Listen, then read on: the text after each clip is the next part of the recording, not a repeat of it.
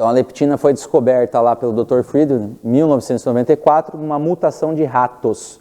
Então eles viram que o rato que tinha defeito no gene OB e depois no outro que era DB, que era diabetes, além de obeso o rato era diabético, ele percebeu que esses ratos não expressavam leptina. Então eles comiam feito doido, né, sem parar, e engordavam sem parar. Eles não tinham a leptina. E aí os estudos começaram a andar bem para frente.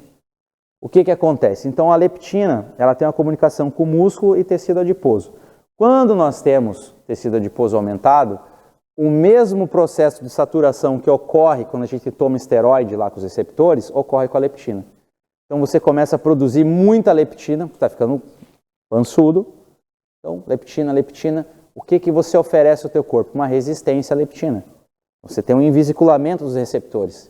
Ele começa a invisicular, porque, poxa, tem tanta leptina e o cara não para de comer, o que está acontecendo? Vamos tirar esse receptor para ver se essa leptina baixa. Isso não acontece. Só que o problema é que essa leptina alta, ela vai gerar uma série de problemas dentro do seu organismo. Ela vai gerar uma série de problemas, que é o crosstalk negativo.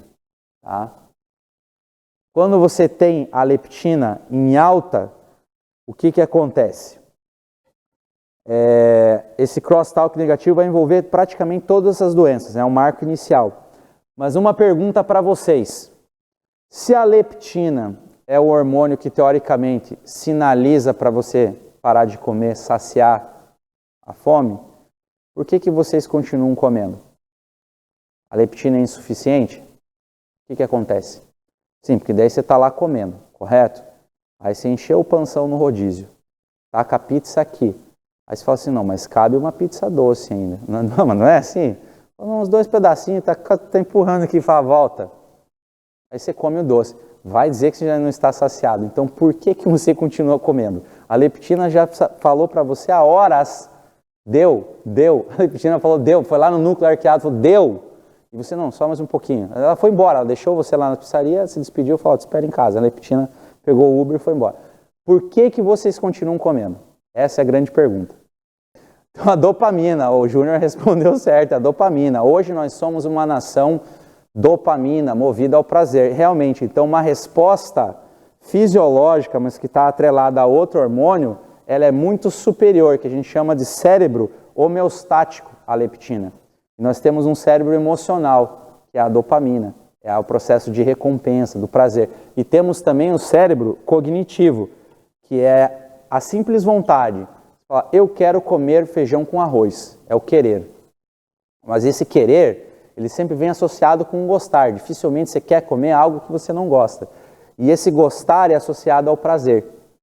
E o prazer está associado à dopamina. Então nós temos, sim, alguns pormenores que eles se encaixam dentro disso aí. O doce é um. Por que o doce? O doce regula a dopamina, loucamente. Então o meu filho lá em casa, o Enzo, ele é o garoto dopamina. Porque é jujuba, é bala de iogurte, é sete belo. Ó, na verdade, sacia mais, o prazer é maior. Não é nem saciedade, Júnior. É prazer, irmão. É prazer. Nós somos movidos ao prazer. Tá? O negócio é o seguinte: você comeu jiló, não gostou, meu irmão, você nunca mais vai comer na vida aquilo lá. Teu cérebro tem um arquivo lá, ele vai falar, jiló, coloca aqui, não comer mais. Ele fecha a gaveta, o teu cérebro e acabou. Aí você comeu um doce, encharcou de dopamina a cabeça, fala, que gostoso, fica meio mongol lá, que nem meu filho, come um saco de jujuba, ai pai, não consegue nem falar de tanto açúcar que tem. Ele fala, isso também é importante, prazer, porque o ser humano vive pelo prazer, o ser humano é hedônico. A teoria hedônica é, toda coisa que você faz te deu prazer, você tende a repetir. Você foi num restaurante, gostou da comida, você fica indo lá, vira e mexe, você vai lá. Quando alguém pergunta, você tem um lugar bom para indicar? Se não for teu inimigo, você vai indicar aquele lugar que te deu prazer. Se for um cara que você não gosta, você fala, aquela bodega lá. Você vai mentir pro cara para ele comer em um lugar ruim. Mas, via de regra, hedonismo, repetir coisas que te dão prazer. E o ser humano é movido a isso aí, não tem esquema. Inclusive tem um livrinho muito bom, sempre recomendo, Nação Dopamina. Ele é fininho, barato, ó, pequenininho, mas tem umas histórias cabulosas. É o divã de uma psicóloga falando sobre a busca pelo prazer da humanidade e a intensificação disso nos últimos tempos. Instagram é um deles. Autoafirmação, validação no Instagram, receber um like. Você recebe um like e tem dopamina na cabeça. Ah, eles gostaram. Você fica mongoloide. Isso é o que acontece. Então, na questão da comida, só para vocês saberem, a ciência diz que a leptina, apesar de ser um hormônio que traz saciedade, não é a obrigação dela a interrupção de comida. Historicamente, ela não é um hormônio anti-obesidade, é assim que eles classificam. Então, quer dizer, a leptina não tem obrigação de evitar a sua obesidade, e sim o seu componente racional. Saber que comer demais.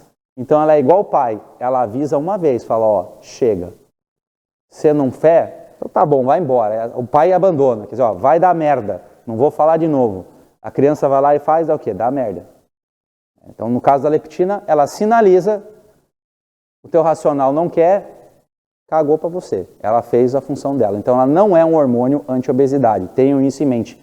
Por isso que ela não sobrepuja essa questão do emocional. O nosso racional emocional é acima de qualquer coisa. Então, ó, o que seria, né, esse gostar, procurar, ingerir, ele está atrelado a mecanismo de recompensa.